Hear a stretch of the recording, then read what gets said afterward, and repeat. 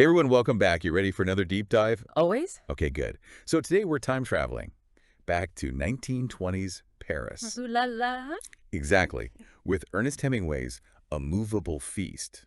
Now it's called a memoir, Right. but it really reads more like a love letter to the city, to that whole The era lost generation. and to the struggles of, well, a young Hemingway. Before he was Hemingway. Exactly, finding his voice. So I think what makes this deep dive so fascinating is we get to see this legendary writer, right? Right. Before all the fame, when he was just starting out, you know, hanging out in cafes, arguing about writing, falling in love. And really experiencing Paris. Yes. And he captures it all so vividly. So, okay, picture this. Paris in the 1920s. Jazz music is everywhere. Oh, yeah. Art Deco is like the style. It's that era of like intellectual and artistic freedom after the war, you know? Exactly. World War I had just ended. And there was this whole generation disillusioned, trying to make sense of everything. They called them a lost generation. And Hemingway was right in the thick of it. With people like F. Scott Fitzgerald, Gertrude Stein. James Joyce. Imagine like sitting in a cafe with those guys, just talking about art and life. I know. And Hemingway doesn't just name drop these icons. He writes about them so honestly, it's almost shocking. Yeah, he doesn't hold back, like Yeah. with Fitzgerald. Yeah. He describes him, I think, as almost desperate for approval. And then you have Gertrude Stein. Oh, she was a force of nature. Right. He captures her strong personality so well. It makes you realize these weren't just names in a book for Hemingway. These were his friends, his rivals. His mentors. And sometimes it seems like his enemies. It's true.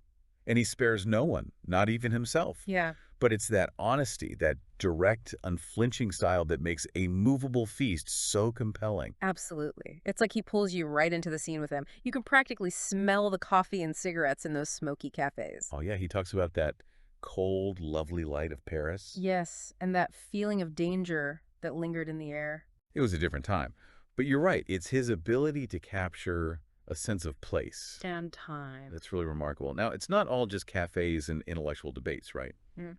A Moveable Feast is also a love story. Yeah. Hemingway's relationship with his first wife, Hadley, is, well, it's central to the book. And there's such a tenderness in the way he writes about her, especially compared to, some of his other portrayals. It's true.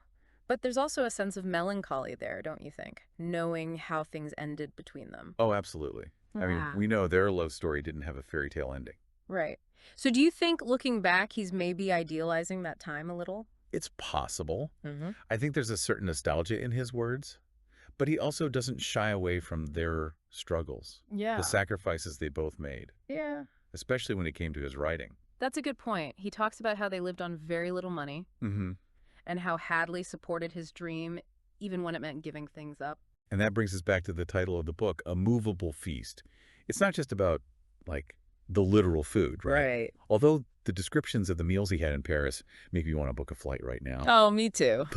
But it's about something deeper, It's about the idea that these experiences, the relationships, the moments of joy and sorrow, they stay with you. They shape who you are, even years later. It's like they become part of you, like a feast you carry within. Exactly. And I think that's especially true for writers. Hemingway really reflects on the discipline it takes to be a writer, the need to write every day, to hone your craft. He talks about facing rejection, the Yeah. constant struggle to find the right words. There's this one line, I love it, he says, all you have to do is write one true sentence.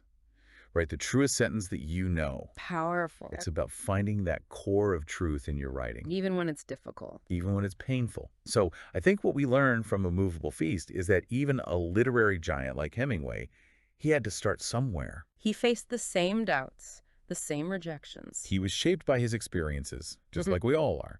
And those experiences became his movable feast. So here's something to think about. What's in your movable feast? What experiences have stayed with you? What moments have shaped who you are? What lessons have you learned along the way that you still carry with you? Those are the questions that I think make this book and this deep dive so relevant. Absolutely. So, until next time, keep exploring your own movable feasts. Bon appétit. Thanks, guys.